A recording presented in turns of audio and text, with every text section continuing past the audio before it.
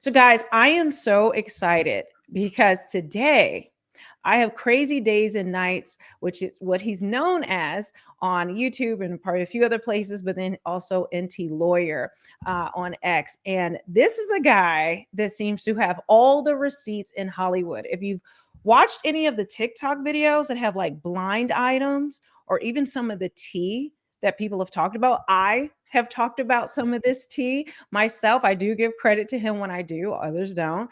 But this guy has just blew my mind with the wealth of knowledge he has of Hollywood, but in particular about Ryan Reynolds and Blake Lively. So thank you so much for doing this. Hey, thanks for so much for having me, Melanie. I really appreciate it. Now, I just want to kind of get a just a little quick understanding of like how do you know all of these things? How do you what's going on? It depends on when we're talking about, because if you're talking about like when I started the website, I think I started November of 2006. So, I mean, since then, it's a lot of the stuff with Ryan Reynolds. It's not so much that it's new. It's stuff that people just don't remember. It's not like Mm. everybody didn't know that he wasn't cheating on Scarlett Johansson with, Blake Lively. I mean, people knew that, but they kind of forgot about it until all of this came to be. So I had written about it at the time, contemporaneously. And what I did notice, what some things that I had even forgotten, because I kind of decided to go back in and see what I had written back in the day about Ryan Reynolds and Blake Lively and such, and just other people, what was written too, and other blind item sites that existed back in the early aughts. Mhm. And I was surprised at some things that I had even forgotten about. And then if you're looking towards now, it's just basically knowing some people that are involved on the periphery of the case, things like that, things and people talk. And, after however many years I've been doing this, people like to leave me tips. They like to send me things. And then it's up to me to dig into it and decide whether or not it's valid, whether or not it's real, whether or not it's relevant. And that's kind of where we are with this case. This is amazing. Like, guys, 2006. Like he has been doing this. So when he says about the old receipts, these things that, are now coming to the forefront, these are, if you've never paid attention to Hollywood like that, which I haven't, and many of you haven't, and we certainly not paid that much attention to Ryan Reynolds and Blake Lively. All I knew about them, I mean, I knew he was Deadpool maybe, and he was in a movie called Ted. I don't even know if I knew they were married before this case. Again, I didn't care about them. But going back into Ryan Reynolds' history in particular, you did a whole thing where you showed how he, was with Melissa Joan Hart, and then he moves on to the next girl, and then the next girl, and then Alanis Morissette, and then we Jessica Biel, which blew my mind. Can you just give us like kind of a quick synopsis of his whole history, these relationships that you know about? Yeah, I will. And I think what we need to preface all this with is that although you came to be with Ryan Reynolds with Deadpool, or you said, like Ted or something, going back in time, and this is one of my favorite stories. It's not something that I've never said before, but if you go watch the movie Waiting, which he is in, and there's been a big scandal about one of the actresses in that and whether or not he coerced her into having sex in order to be in the movie. And if you've ever seen the movie, it's the actress who plays the hostess in the restaurant. But if you, and again, this is kind of where you get this first inkling that Ryan Reynolds is not a nice human being. If you go back to this movie and you watch it on DVD and you watch the DVD commentary, and most of the cast are sitting around watching the movie as DVD commentaries do, and they're talking. Ryan Reynolds chose not to participate in that. And everybody takes turns slamming Ryan Reynolds throughout the entirety of the recording. And basically, whenever it's mentioned, they go, oh, well, he's not here. Oh, I guess he's too good for us and stuff like that. And so you can kind of get a sense. And you can also get a sense if you go back and you look at the interviews that he did promoting the movie Waiting. He doesn't even bother coming up with different anecdotes or anything like that. He came up with 4 or 5 little stories, and you can just feel how angry he is to be there with reporters and having to do this.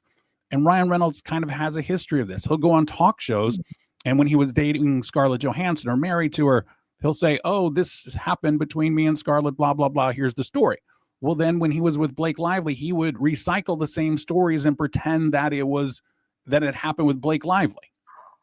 That's just kind of the person that he is. What? So Yeah. he tells the same stories about Blake that he told about Scarlett, Yes. and pretends like he Yes. never has told this before and that it's actual fact. Like he's Yes. just straight up lying. Do you It like? happens a lot. And also, his dad died of Parkinson's disease. And he will go and say, oh, I'm such a huge supporter. I try and find cures for Parkinson's, blah, blah, blah. He let his dad die on a stranger's couch because he didn't want to help his dad. What? Yes. Now I've heard that, I believe there was there's interviews or things he said where his father was abusive. Where have you heard any credence to that they have a relationship? Were they estranged? I know Well, I his mean, mom is with him everywhere now. yeah, I mean, they were definitely estranged. But Mhm. my problem with it is the fact that he tries to play victim and say, oh, yeah, my dad died of Parkinson's. It's horrible, blah, blah, blah. But he didn't do anything to help his dad, and like I said, let him die Mhm. on a stranger's couch. Yeah, and Parkinson's is a progressive disease. This Yeah. isn't something that, like boom, someone had heart failure or a stroke. This is, I mean, years, if not decades, of him having the Parkinson's. And then he uses it, for sympathy points, but along the way did nothing for his father and just let him die on a stranger's couch. That is unreal. And Yeah. I think it goes to show like Ryan Reynolds' character. He just seems a lot of people. No, we don't know this for sure. They have pointed out that his behaviors, the way that he acts, is either psychopathic, narcissist. There's a lot going on there, but it seems to be about him. And especially when you look into this particular case, just the the nice pool character, which he just admitted in this motion to dismiss, is Justin Baldoni. Well, we all knew it, but now they don't even want to fight the idea that it was him. He Yeah. doesn't seem to care about anyone, and that goes into kind of his relationship history. When you have now, this is another thing.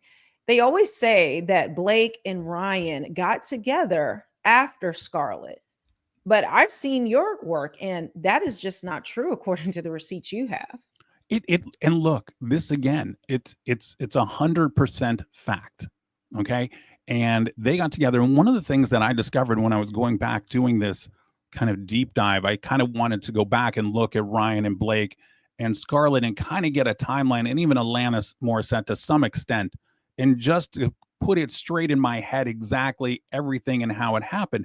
And I got to the blind items that I had written, and one of the things that I had completely forgotten was that while he was married to Scarlett, in addition to having this relationship with Blake Lively, he also was having a relationship with another actress named Paula Garces, which I had totally forgotten about. But I found it in one of my blinds that I wrote back, when it was happening. And the other Mhm. thing that people need to know is that I don't have any kind of secret power or secret magic or anything like that. When this was happening during the filming of Green Lantern, there were reports that Ryan and Blake were hooking up. This is not, something that I just came up with.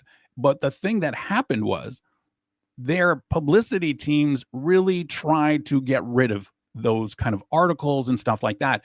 And it's really difficult now to even find those little clips or those little blurbs. You have to go back to the Wayback Machine, but you also have to know where to look and, Mm. things like that. So it's an important kind of record that this happened. There were rumors, there was, people talking about it. It wasn't just, like a blind item. It wasn't just, I wrote about it. I actually wrote about it without making it a blind. So at the time when it was happening, and they went to it's they went to great lengths to make it seem as if they weren't a couple. So you had Ryan in this kind of period. They kept trying to, oh, he's dating Charlize Theron, he's dating Sandra Bullock, which would never happen in a million years. And we have Blake Lively, oh, she's off on a summer with Leonardo DiCaprio and things like that. but then remarkably, they end after a couple of months and the thing dies down, then they're together. So Mm, it's a classic case of, hey, this is what we're going to do. And if you go back and look at Blake Lively's history, when she was filming Gossip Girl, mhm. nobody liked her. Not one single person liked her from Gossip Girl. And, so she started off in that same kind of way. And I remember the first blind I wrote about her was in Yeah. 2007, which was when Gossip Girl was just starting. And at that time, I was writing, okay, nobody likes her. Nobody likes her. And so, I mean, what are we're here 18 years later, and she's the same kind of person that she was then. But now she's got the money and she's got Ryan Reynolds to kind of help her with this bullying that she used to try to do on the set of Gossip Girl. Now, I've heard about that bullying. I think Leighton Meester, she even made fun of her in an interview with the cast, and talked about her being born in prison. I mean, just a lot of mean girl tactics that we have seen. I mean, but this is the funny thing. No one's paid attention to it like that. It may have just been gossip, or people like yourself have written about it or talked about it, but none of this has been like a spotlight. So you can see all of their history in totality, their behavior, their character, the way it has happened now with this case. And so looking back at it, you even mentioned with them starting to see each other while he was still married to Scarlett, while they were filming Green Lantern. But you also said that they got married sooner than what is their marriage date, where they got married on the plantation. Yes, Plantation Khaleesi. Yes. Okay, here, here's the thing about whether or not they were married. Mhm. So I think it's late summer, maybe September, and there you can find these photos to kind of give you an extent, and you can see it's people like in a lake, and you see Blake. I think she's in a bikini, but there's a bunch of people. The photos are taken from quite a ways away. They're kind of blurry, kind of grainy, and but there's several in this set. And what happened was they got annoyed and they called the police to complain about this paparazzi that was there. And so then the Mhm. police come and they take a report. And in the report, the police officer, the responding police officer, in the police report says that they are husband and wife because that's how they describe themselves to be. So that is a couple of months before they actually had the plantation wedding. So were they married? According to the police officer, they were. But that's really all the information that we have. Now, the police officer could he have been making an assumption? I don't think so, because he, one of the questions he said, "So, what's your relation to each other?" And they said husband and wife. Hmm. Now, is this when they were public with their relationship, or, when he was still with Scarlett? What is the timeline here? Would you, if you can remember that? Yeah, no, they were together. They were together probably about a year or so before they got married.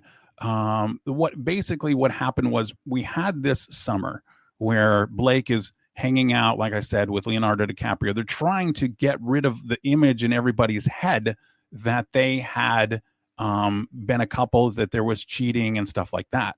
So you send Mhm. Blake off, and she goes and pretends to be with Leonardo DiCaprio. And then you have Ryan Reynolds, and you'll see all these magazines from that summer, and it'll say, well, he's with Charlize Theron, he's with, whoever.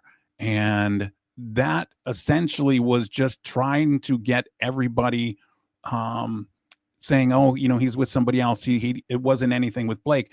And I think that the part that really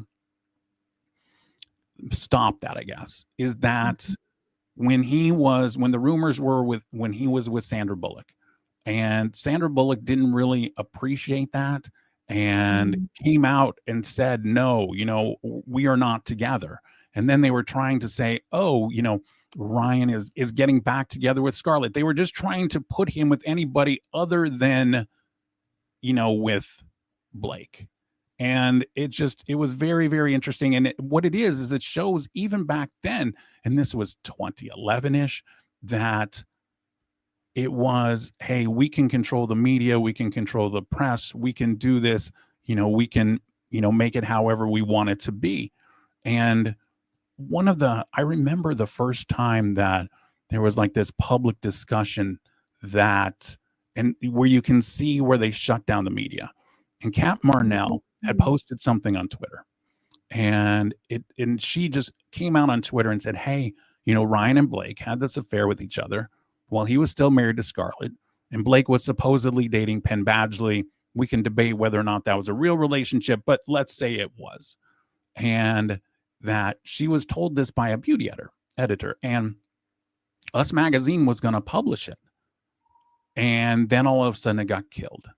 Ryan and Blake's teams got involved and squashed the story. And back then, that was very common.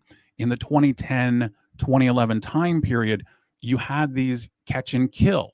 Okay, that's what it was called. Mm. And the National Enquirer was very good at that. And one of the stories that I always talk about is the story involving, somebody else who's in the news, Beyonce and Jay-Z.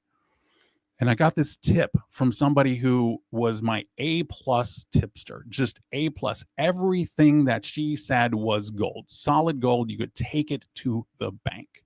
And she sends me this thing, or she texted me and she goes, "Oh, guess what? There's this catch and kill story."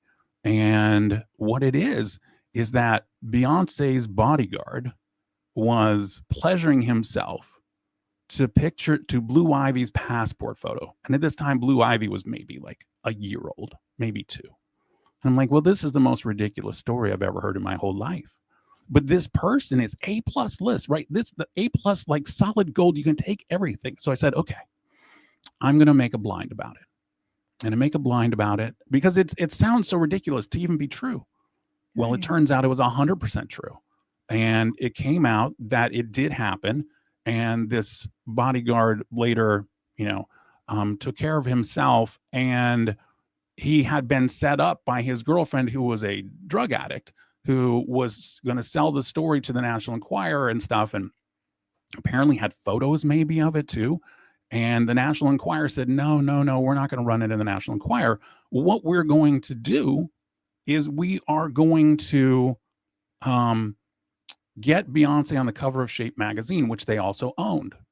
And so they got Beyonce on the cover of Shape magazine, and they promised to kill it. They caught the story, and they paid off the person who had brought it to them, and they killed it. And that's why Beyonce was on the cover of Shape magazine when she was. And that's a thing that happened a lot. Wow. I mean, I'm just learning how all of this PR and the media work together and just really have killed stories in the past. You see them trying to do this now with this, but they're not able to because I think social media, the age that we're living in, it's just, citizen journalists, whatever you want to call them, Yes. mommy sleuths and daddy sleuths, whoever are able to get the information out there and talk about these things amongst ourselves and pull together receipts from different places. But that story I have never heard of before with Beyonce. Yeah. That is insane. Yeah, I mean, and this kind of thing happened a lot. And they would do this because they'd want to sell more magazines than something else. They'd like to have a favor that they could hold over somebody. And you're right, it wouldn't happen today. But in 2008, 9, 10, what did we have? We had MySpace, right? We had Facebook a Yeah. little bit, but people weren't sleuthing. They weren't finding these things out. And we were also just every day inundated with stuff. And there was also a lot more money in the media industry back then. That's when they were willing to pay $1 million to have the first photos of Angelina Jolie's baby or something like that. Mhm. But they don't have that kind of money now. So the only thing that they have now is that they want, and this is always true, and you always have to think about these things, is access, right? So if you Mm. have somebody like People Magazine or Us Weekly, back in the day, they would break some kind of stories. They would say things. I mean, People Magazine started off as a column in Time Magazine, and they actually broke news. But now, essentially, People Magazine, Us Weekly, they want access. And the only way they can do that is to be nice.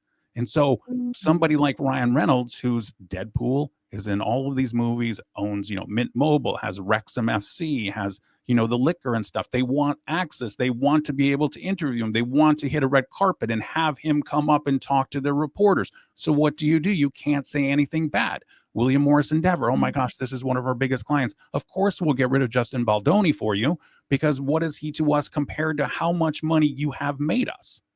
Mm. Wow. Like, I mean, it makes sense. You can see it now because it seems like everything they put out there is just fluff pieces. They don't actually do any reporting. It's just sources. I even a story today from Us Weekly. It had three sources that were giving details of how their marriage is, strained, and how Blake Lively just wants people to remember she's human. This is how I knew it had to come from their camp to try to, I guess, garner some sympathy that their marriage is, struggling through this tense time, and their kids and all these other things. They don't consider what they did to Justin Baldoni, his wife and kids, but this is how they have been moving. So it makes sense now, all the things I see, especially when Taylor Swift comes up. Oh my gosh, they just try to drown out any other voice, and it's just Taylor Swift with Travis Kelce. It's like Travis Kelce is the crutch that they lean on to just constantly pump out stories, and it'll be in every different publication, but then it'll be different details and different ones. The headlines will be similar but not the same, or another one will get a different detail, and it just seems as a way to flood the market, flood the internet. So when you type in Taylor Swift, the first thing you don't see is her connection to Blake Lively in this case, and it seems as though they try to do this with Blake Lively, but they're not able to really withstand the onslaught of, like I said, everyday people just talking about this case. Yeah, Now, let me tell you something that happened with Taylor Swift and Blake Lively. So last summer, when all of this came to be, and Blake's getting trashed because she thought, oh well, I can get Justin Baldoni to fold or whatever. He's a nobody. And honestly, if he didn't have his partner, like his financial partner, the co-owner of Wayfair Studios, who's basically a billionaire, to help, he might have had to fold. But because he's got the money to fight back, it's one thing. But what I knew was going to happen, and it did, was in the summer. Every year, Blake Lively and Ryan Reynolds go to Taylor Swift's house in Rhode Island. Okay. And so this last summer, Taylor's on a break from the Eras tour. And now remember, think to yourself, everybody out there, how much security Taylor Swift has, how many different ways she can sneak in and sneak out of places, that you're never, ever, ever going to get a really good shot unless you know exactly where she's going to be and set yourself up way ahead of time. Well, this Rhode Island house is off the beaten path. She's gotten in a lot of trouble from neighbors and stuff because the bodyguards keep people away from sections of the beach, which is illegal, but they do it. And somehow, remarkably, magically, Blake and Ryan are photographed going into Taylor's house. It is a very narrow shot. It is almost an impossible shot. And there they are facing the cameras, and all the headlines say Blake and, Ryan visiting their best friend Taylor Swift's house. Because if you're friends with Taylor Swift, then nobody can go against you, because then you're going against Taylor Swift and the entire Taylor Swift fandom will come down on you. And so they were using that to their advantage, and they knew that. And they got a paparazzi guy to take their photo at Taylor Swift's house, full on at the camera, going into her house. So all the headlines would be, oh my gosh, she's best friends with Taylor, so she can't be lying. She has to be a nice person because she's friends with Taylor. and so this was the time when all that chatter was going on, where people were calling out Blake Lively in the promotion of It Ends With Us. And she was getting, hammered by, old interviews, different things she was saying while she was actually out there and talking and not seen with Justin Baldoni at all. And she was getting the bad press. Was this done, you think, in order to disguise that completely? I like, did Taylor Swift, would she approve that? Did she know that was going to happen? Or do they have a history of going behind Taylor's back and trying to tie themselves to her falsely? Okay. Well, those are all very good points. So when we go back to August of 2024, this is all we actually knew back in August of 2024, was that we knew, okay, well, why wasn't Justin at the premiere? We didn't have an answer. Okay. Then we also were wondering, how come everybody from the cast has decided to unfollow Justin from social media? That's kind of all we knew. And then we got one little tip that said it was because Blake had wanted the movie to have her own edit rather than Justin Baldoni's. That's all we knew at that time. But everybody started digging into Blake, and this is where it was kind of this self-sabotage. All the interviews that she had previously given, it wasn't something that Justin Baldoni's PR team, it was all the internet sleuths who went out there and said, look what Blake said here, look what Blake said here, look at all the bad things that she's done here. But at that point, remember, we didn't know about Taylor Swift. We didn't know about the casting of Isabella Ferrer. We didn't know about the song and the drama behind that. So all we knew was, oh, Taylor's super popular right now. Ryan and Blake are going to go over there and see, Taylor Swift fans are going to be, oh, well, we have to be Team Blake because she and Taylor are friends. And so she tried to capitalize on that friendship. I do not think that Taylor knew that she was going to do that, but it wouldn't totally surprise me if she did. What Taylor did not expect, what Taylor is distancing herself from as fast as she can, is this news that she was actually involved in the production process to some extent. But the only reason we knew that was because in the text that Justin, you know, released, we knew that there was a big name celebrity, but in the text we saw the name Taylor. That's all we saw.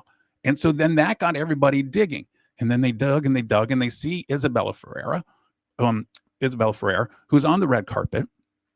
And they go, oh, well, tell us about this. Tell us how you got cast and everything. And she says, well, I got cast. I don't know if I'm allowed to tell you this, but I got cast because Taylor Swift promoted me. She's the one who got me cast. Now, Isabella Ferreira, she is a Nepo baby. She's related to George Clooney. That's, I think, her uncle. And so, she made it seem like she came from nowhere, but she really didn't. Her grandmother's Rosemary Clooney. She's got, a big family. They're all Nepo baby kind of thing. But somehow Taylor Swift was the one that got her cast. And later that was confirmed because in one of another text by Justin, he goes, well, I definitely didn't want to go against you and Blake and stuff like that. And then we find out, okay, Blake gave this big song and dance about, well, if you guys want to use Taylor's song in this movie, the only way that's going to happen is if you fire, the people that are doing the soundtrack right now, like the composer and an assistant. And everybody's like, gosh, that seems strange. What did this person do to Taylor Swift? And so everybody goes looking through this guy's history and they're like, I don't see any projects he worked with Taylor Swift on. Okay, well, yes, he did work on Cats. And Taylor Swift was in Cats, and Cats was a disaster. But would they have come into contact with each other? Because it's not Taylor Swift music that's going into Cats. It's the Broadway music that's going into Cats. And so nobody could figure it out. And if you look in IMDb, he's still credited, but he's not credited, obviously, in the thing. So Blake lied. Blake lied to Justin and Sony and said, Taylor's not going to do it unless you fire this guy because he's got a history. So now all of a sudden, she is throwing Taylor under the bus right and left. And now Taylor's going to be dragged into this because the judge said, okay, well, text messages from August 24 to whatever, anything that's related to it ends with us is valid. So you think that Blake hasn't texted Taylor Swift about it? She has burned Taylor Swift to the point where Taylor Swift is now going to have to give a deposition. And the reason that matters is not so much the things that would be relevant in court. The reason why it matters is in a deposition, things don't have to be relevant. So what happens is, the attorney's there and they say, hi, Miss Swift, how are you? Your name, your birth, all this kind of stuff. And then they'll ask random questions because it doesn't have to be relevant. So they could ask a question like, and they won't, but what's your natural hair color? And her attorney will go, objection, irrelevance. And it'll be noted by the court reporter.